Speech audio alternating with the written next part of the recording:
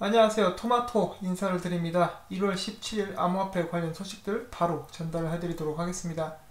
여러분도 아시다시피 미국 정부의 셧다운이 계속해서 진행 중인 상황입니다. 이것에 관해서 JP모건의 CEO인 제이미 다이먼이 이렇게 이야기를 했습니다. 만약에 이 셧다운이 1분기 내내 지속될 경우 올해 미국의 경쟁의 성장률은 0%가 될 것이다. 그러므로 정치인들은 빨리 나서서 이 문제를 해결해야 될 것이다 라고 이렇게 이야기를 했습니다. 자, 이 셧다운이 빨리 풀려야 SEC든 CFTC든 일을 할 것이기 때문에 암호화폐 투자자로서 저희들도 셧다운이 빨리 끝나기를 한번 바라봅니다. 모건 크릭의 창립자 팜플리아노의 그 트윗을 잠깐 보도록 하겠습니다. 그는 이렇게 이야기를 했습니다. 미래에는 비트코인을 통한 분산화된 결제 시스템이 글로벌 결제 생태계의 변화를 이끌 것이다. 그는 향후 3년쯤 지나면 비트코인의 시가총액이 글로벌 결제 시스템인 비자나 마스터카드의 시가총액에 견줄 수 있을 것이라고 이야기를 했고, 비트코인을 잠자는 거인이라고 표현을 했습니다. 자, 잠자는 거인이라는 표현은 저도 이제 동의를 하는데, 문제는 이제 술 처먹고 취해가지고 길거리에서 자고 있는 거인이죠. 이제 비트코인 이런 겨울철에 이제 길거리에서 오래 자다가 이제 얼어 죽을 수도 있기 때문에 빨리 깨어나기를 한번 바라봅니다. 자, 앤서니 팜플리오는 모건 크릭 디지털 에셋의 창업자이자 스냅챗과 페이스북의 성장 부분 스텝으로 활동을 한 그런 경력이 있습니다. 자, 이렇게 비트코인의 전망에 대해서 긍정적인 그도 최근 이제 앞으로의 가격 전망에 대해서는 보수적인 입장을 내비쳤습니다. 그는 이렇게 이야기를 했는데, 비트코인은 3150달러 지지선 시험대에 올랐으며 2019년 비트코인은 2500달러에서 4500달러 사이를 움직일 것이라고 추가 하락 가능성을 시사를 했습니다. 이제 가격이 불안정하죠 지금. 그래서 이제 추가 하락은 염두에 두셔야 되고, 비트코인이 떨어지면은 전부 다 같이 도미노처럼 떨어지기 때문에 이 점에 유의를 하시길 바랍니다. 자, 그 외에 갤러웨이 UCLA 미국의 유명한 대학교죠. 거기에 이제 교수가 이런 말을 했습니다. 올해 암호화폐 통화 시장이 지난해보다 더 심한 불황을 겪을 것이다. 그 이유는 암호화폐 업계는 산업 발전 또는 뉴스 등의 이슈보다 개개인 투자자의 감정 변화에 따른 영향을 더 많이 받기 때문이라고 이렇게 이야기를 했는데, 확실히 암호화폐 시장은 호재보다는 이제 고래들이 세력들이 마음대로 조작을 하는 판이기 때문에 현재로서는 일단 그게 한계이기 때문에 이런 말도 어느 정도 설득력이 있다라고 생각을 합니다. 자, 그 반면에 윌리 우라는 유명한 분석가의 말을 잠깐 보도록 하겠습니다. 그는 트위터를 통해서 아직 비트코인이 바닥을 찍지 않았다, 그래서 더 하락할 가능성이 있다 라고 이렇게 이야기를 했지만은, 이제 또 좀 더 자세히 보게 되면 이런 말도 했습니다. 비트코인은 2019년 2분기쯤에 바닥을 찍을 것이고, 그 후부터 이제 천천히 매집 단계를 거쳐서 조정 단계를 거쳐서 이제 2019년 말부터는 천천히 우상향을 할 것이다 라고 이렇게 이야기를 했습니다. 마찬가지로 위에 있는 글도 마찬가지입니다. 2015년에 하락장은 약 420일 정도까지 지속이 됐었다라고 합니다. 그리고 이제 올해 이번에 저희들이 겪고 있는 그런 하락장도 420일에 가까워져 간다라고 하죠. 그래서 420일이 지난 후에 약 6개월 동안 횡보하면서 횡보 및 매집 기간을 거쳐서 2019년 말부터 이렇게 상승이 시작될 것이라는 그런 의견이 있습니다. 자, 과연 누구 말이 맞을지 오직 시간만이 저희들에게 답을 알려줄 수 있을 것 같습니다. 하지만 전문가들의 말을 이렇게 하나씩 들어본다면 아무래도 2019년 2분기까지는 하락이 지속될 것이다, 이런 것이 이제 주를 이루고 있는데요. 이제 이렇게 모든 사람들이 하락을 예상하고 있으니까 이 세력, 이 고래들은 그것을 뒤집어 엎는 움직임을 보여줄 수도 있지 않을까 하는 그런 생각을 해봅니다. 자, 다음은 국내 소식 몇 가지를 들고 왔습니다. 금융위원회가 금융업체들의 진입 장벽을 낮추기 위해 스몰 핀테크 라이센스제를 도입을 합니다. 이것이 무엇이냐? 인허가 단위를 세분화하는 방안을 검토를 해서 각종 인허가도 신속히 진행될 수 있도록 하는 것인데요. 이 인허가권을 쪼개가지고 핀테크 업체들이 해당 업무만 영위할 수 있도록 사업 진입 장벽을 낮춘다는 그런 계획입니다. 이 제도가 도입이 되면은 핀테크 업체는 필요한 부분만 허가를 받아 사업을 진행할 수 있게 된다라고 합니다. 물론 이런 핀테크 분야에서 가장 중요한 게 블록체인이라고 볼 수가 있겠는데, 자, 여기에서 이렇게 암호화폐에 관련된 법을 완전히 배제를 하고 핀테크 사업을 지지를 한다. 이것은 마치 붕어빵을 만드는데 안에 앙꼬를 빼고 흰 쌀밥을 집어넣어서 흰 쌀밥 붕어빵을 만드는 것과 같은 이치라고 볼 수가 있겠죠. 이와 똑같은 얘기를 윙클보스 투인도 이야기를 했기 때문에 암호화폐 관련 법도 규제안도 제정을 해서 이렇게 같이 갔으면 좋겠습니다. 자, 다음은 문제가 많은 거래소죠. 빗썸 소식입니다. 사실상 희망퇴직 전직 지원 프로그램으로 30명이 짐을 싸고 나갔다. 뭐 그동안 많이 같이 헤쳐 드셨는데 이제 짐을 싸든 이제 많이 처먹고 똥을 싸든 제 알 바 아닙니다. 자, 다음에 미국에 관한 소식이 있습니다. 이제 미국에서 두 명의 하원의원이 토큰 분류법을 밀고 있죠. 이제 민주당과 공화당 한 명씩 밀고 있는데, 지난번에는 제가 오렌 데이비슨의 트윗에 대해서 잠깐 공유를 했었는데, 이번에는 대런 소토가 나와가지고 대부분의 암호화폐들은 증권이 아니다, 이미 증권이 아니기 때문에 SEC의 그런 관리를 받을 필요가 없다라고 이렇게 주장을 계속해서 하고 있습니다.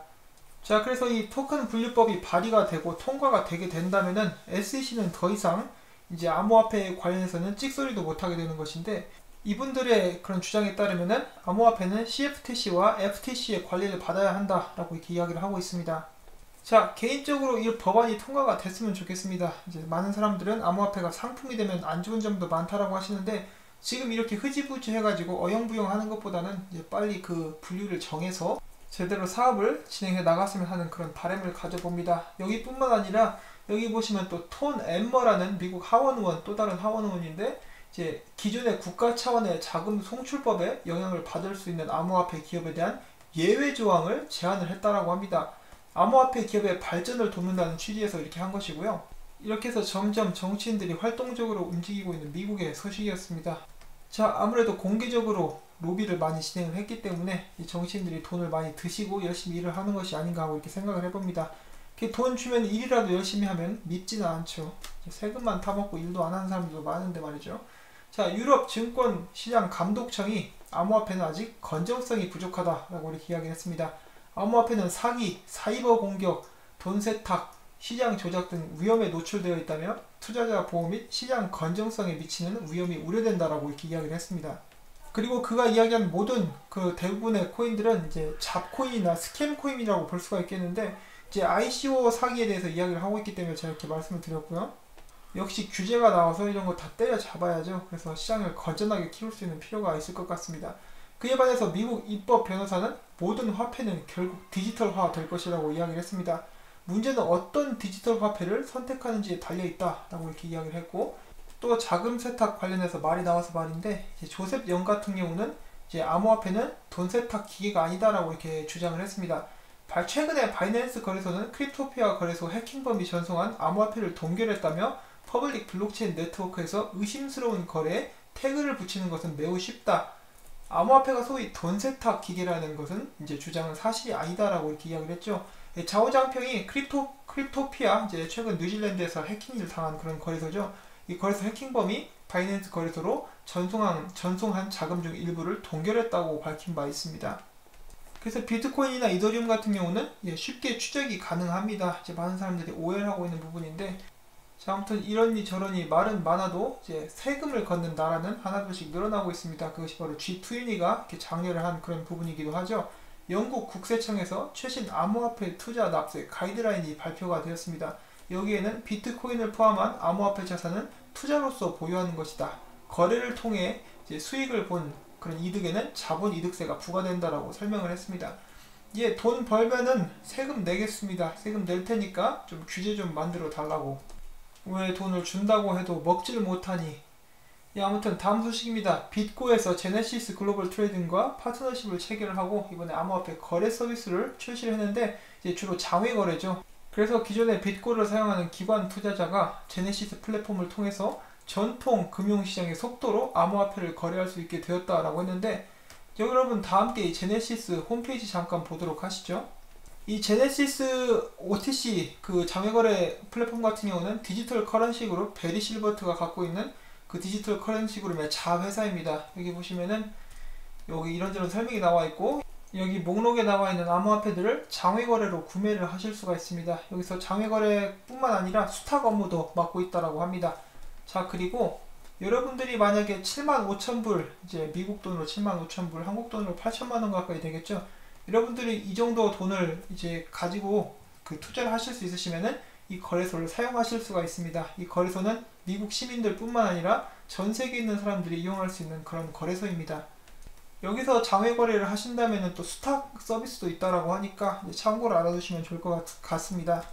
그래서 기관 판매자뿐만 아니라 개인도 이렇게 구매를 하실 수 있다는 것을 알려드리고 싶었고요. 자, 비트코인 채굴 난이도가 3.27%가 상승될 전망입니다. 라이트닝 네트워크 노드 및 채널 수가 지속적으로 증가를 하고 있고 계속해서 발전을 하고 있는 그런 모습을 보여주고 있고요. 자, 다음은 블록체인에 적극적으로 뛰어들고 있는 대기업이죠. IBM 소식이 몇 가지가 있는데, IBM이 이번에 캐나다 기업과 파트너십을 체결하고 블록체인 기반 광물 자원을 개발하겠다라고 밝혔습니다. 여기서 끝나는 게 아니라 이번에는 IBM이 블록체인 코발트 추적 프로젝트를 추진을 하는데, 여기에 LG화학 등이 참여를 한다라는 소식도 나왔습니다. 이제 두 가지 프로젝트를 이제 진행을 하게 되는데, 첫 번째는 전기차 배터리 원료가 되는 코발트 추적 프로젝트로 포드, LG화학, 중국, 코발트 채굴 기업, 화유 코발트 등도 이에 참여를 하게 되고요. 두 번째는 블록체인 시스템을 활용해 멕시코 광산 자원 유통 절차를 추적하는 프로젝트입니다. IBM 같은 경우는 지금 전 세계 동시다발적으로 여기저기서 많은 프로젝트를 진행을 하고 있는데, 이제 앞으로 미래에 굉장한 블록체인 산업의 주역이 되는 회사가 되지 않을까 싶습니다. 자, 그 다음에 벡트에서 이런 트윗을 날렸는데 이렇게 이야기를 하고 있습니다. 기관급 거래, 위탁 서비스를 지원하는 종합 솔루션을 구축해 실물 인수도 방식의 디지털 자산 거래를 제공할 것이다. 이제 이런 거 말하는 건 좋은데 일단 좀 문 좀 엽시다. 우리 문 좀 열고, 벡트 문 좀 열고 이야기합시다. 가서 CFTC에 뇌물을 먹이든 뭐든 해가지고 일단 좀 오픈 좀 하고, 그랜드 오프닝 먼저 하고 이야기를 하면 좋을 것 같습니다. 이렇게 떡도 좀 돌리고 그러십시오 좀. 자, 다음 비트맥스가 이야기하기를 계정 폐쇄는 기존 절차이고 당국의 요구와 무관하다라고 이렇게 이야기를 했는데요. 2015년부터 모든 미국 계정을 폐쇄하고 있으며 미국 상품 선물 거래위원회 CFTC죠. 규제에 따라서 능동적인 조치를 취하고 있다. 또한 비트맥스는 미국 계정 폐쇄로 거래량이 하락했다는 주장은 틀렸다. 암호화폐 시장의 폭락, 가격 변동성 감소 등이 거래량 하락의 원인이다 라고 이렇게 덧붙였습니다. 러시아 총리가 이야기하기를 모든 사회, 경제 현상에는 빛과 어둠이 존재한다. 암호화폐 산업의 움직임을 자세히 관찰해야 된다. 그리고 현재 암호화폐 시장의 형세는 국제사회가 관심을 가지고 있는 주요 사항 중 하나다. 지난 1년 동안 암호화폐에서 나타난 변동성은 매우 크지만 이는 암호화폐를 매장시킬 만한 명분은 아니다 라고 이렇게 이야기를 했습니다. 미국 맨하튼에서 아파트 12채가 블록체인 기술을 활용해서 매매가 되고 있습니다. 여기서 당연히 암호화폐로도 살 수가 있게 되고요. 투자자는 아파트 소유권을 증명하는 토큰을 통해 임대 및 판매 수익을 얻을 수 있다라고 합니다. 자, 후오비에서는 투자자를 만족시키기 위해서 무기한 레버리지 선물 상품을 출시할 예정이라고 합니다. 이오스 갬블링 덱 플레이게임스의 디도스 공격이 발생을 하였습니다. 아무래도 암호화폐가 가장 많이 활용되는 덱 중에 하나가 바로 이 도박 덱인데 공격도 많이 받고 있는 그런 안타까운 상황이 벌어지고 있습니다. 자, 그리고 브레이브 브라우저에서 이번에 새로운 기능을 출시를 합니다. 이것은 자체 광고 플랫폼이라고 하는데요. 사용자는 하루에 최대 20개의 광고를 볼 수 있으며 광고 수익의 70%를 지급받도록 한다는 계획입니다. 그리고 이런 서비스는 약 몇 주 안에 실행이 될 것이라고 하고 지금 현재 실행되는 서비스는 아닙니다. 참고로 브레이브 브라우저 같은 경우는 제가 이제 영상을 올릴 때마다 제가 그 다운받을 수 있는 링크를 함께 올리고 있습니다. 이 블록체인 기반의 브레이브 브라우저를 한 번쯤 사용해보는 것도 좋은 경험이 될 수가 있겠죠. 자, 이렇게 해서 게임을 해서 토큰을 받고 광고를 보고 내가 이 광고 수익을 받게 되는 그런 서비스들이 나오고 있죠. 세상이 변하고 있습니다, 여러분. 자, 다음은 말도 많고 탈도 많은 베네수엘라 소식입니다. 페트로가 가치 기반인 석유의 부족 현상 및 국내 인플레이션으로 인해 반대 여론이 높아지고 있는 가운데 이를 타개하기 위해서 최저임금을 300% 올려서 월급을 1.8만 볼리바르까지 제고하고 동시에 페트로의 가치를 4배 절상의 하이퍼 인플레이션인 상태인 현지 경제를 안정시킨다는 것이 그들의 계획이라고 하는데, 이에 관련해서 베네수엘라 의회 대표는 마두로 대통령은 또다시 국민의 피해를 야기하는 정책을 펼치고 있다. 베네수엘라의 경제는 월급이 오른다고 해서 나아지지 않는다라고 비판을 했습니다. 지금 현재 베네수엘라를 탈출하는 사람들이 그렇게 많다라고 합니다. 이렇게 해서 정말 안타까운 상황이 진행이 되고 있는데, 암호화폐를 이렇게 만들어 놓고 이제 인위적으로 시세를 조작하는 모습은 이제 절대로 좋아 보이지가 않습니다. 최근에 발표한 보고서에 따르면 지난해 뎁 사용자가 150만 명 정도가 되고, 이 중에서 이더리움 뎁을 사용하는 사람들이 80만 명으로 가장 많았다라고 이렇게 이야기를 하고 있습니다. 지난번에는 이오스가 가장 활발하다고 하고, 또 어떤 날은 트론이 가장 활발하다고 하고, 이제 어떤 쪽이 맞는지는 모르겠는데 한 가지 공통점이 있다면은 가장 인기 있는 카테고리는 게임하고 도박이라고 볼 수가 있겠죠. 자, 인도에서는 아직도 상한 카레를 먹고 정신을 못 차리는 사람들이 많이 늘어나고 있습니다. 인도의 은행들은 암호화폐 관련 은행 업무 지시 시 그 계좌를 동결조치 하는 그런 방안까지 나오고 있다고 합니다. 인도 암호화폐 투자자들은 은행 업무 시 비브란에 암호화폐 관련 단어를 기입하면 계좌가 본인의 의지와 무관하게 정지가 될 수 있다 라고 이렇게 나왔는데, 이게 비싼 밥 먹고 이게 뭐 하는 짓인지 모르겠습니다. 자, 이렇게 협박을 한다고 해도 암호화폐를 거래하는 사람들은 절대로 줄어들지 않을 것입니다. 자, 영국 도시 전문 잡지에서 박원순 블록체인 마스터 플랜을 조명했다라는 소식이 나왔습니다. 잡지 이름은 시티즈 투데이라는 그런 잡지인데요. 이제 12월 발간한 그런 표지 모델로 박 시장을 내세우고 서울시의 블록체인 마스터 플랜을 4개의 면에 걸쳐서 소개를 했습니다. 자, 또한 이 해당 표지 기사에서 박원순 서울시장은 첨단 ICT 강점을 가진 서울은 블록체인 산업과 기술력에서 세계 최고가 될 수 있는 저력을 갖고 있다며, 블록체인 산업의 그런 과감한 지원으로 서울을 세계적인 블록체인 도시로 만들겠다라고 이렇게 포부를 밝혔다라고 합니다. 예, 그 말은 맞죠. 한국인들의 저력은 대단합니다. 근데 이제 암호화폐 관련 규제 없으면은 이제 제가 아까 말씀드렸었던 팥 대신에 흰 쌀밥 넣은 붕어빵 그 꼴이 되기 때문에 이제 빨리 그 점을 깨달을 수 있기를 바랍니다. 자, 그 다음에 또 대박 소식 오늘 터졌죠. 드디어 바이낸스에서 법정 통화를 받기 시작했습니다. 물론 아프리카 쪽에서 먼저 시행이 되었었는데, 그래도 이번에는 인기가 많은 유로가 포함이 되었습니다. 이제 영국의 파운드와 유로가 포함이 됐는데, 여기서 이제 미국 달러 그리고 한국 원 정도만 추가가 돼도 다른 거래소들은 다 말라 죽지 않을까. 특히 이제 구리기로 소문난 코인베이스 굉장히 많이 긴장을 하고 있을 것이라고 생각이 됩니다.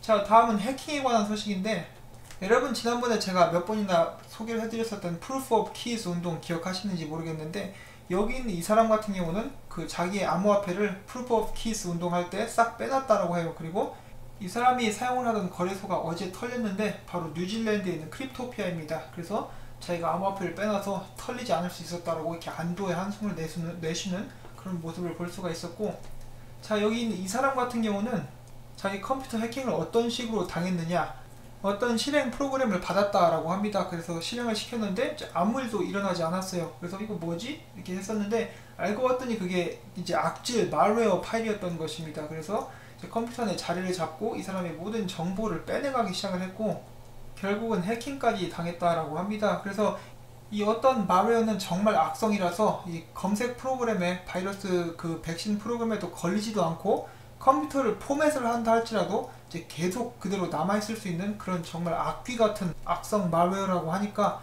여러분들도 모두 조심하셔서, 특히 암호 파일이나 앱 같은 거 깔 때 2번, 3번 확인을 하시고 설치를 하시기를 바랍니다. 그리고 어떤 프로그램 실행 파일을 깔았는데 아무 일도 일어나지 않는다 그러면은 말웨어일 수도 있으니까 의심을 한번 해보시기를 바랍니다. 오늘도 정말 이런저런 소식들이 많이 있었는데, 이 암호화폐 공간은 매일마다 소식이 정말 쏟아져 나오는 것 같습니다. 이 영상이 여러분들께 유익하셨다면 구독과 좋아요, 그리고 제가 계속해서 이 채널을 유지하고 열심히 일을 할 수 있도록 광고 시청을 처음부터 끝까지 꼭 부탁을 드리고 싶습니다. 이 채널은 거의 광고로만 운영이 되고 있기 때문에 여러분께서 도와주시면은 제가 계속해서 앞으로도 열일을 할 수 있을 것 같습니다. 시청해주신 여러분들께 진심으로 감사드리면서 저는 다음에 새로운 소식 가지고 찾아뵙도록 하겠습니다. 안녕히 계십시오.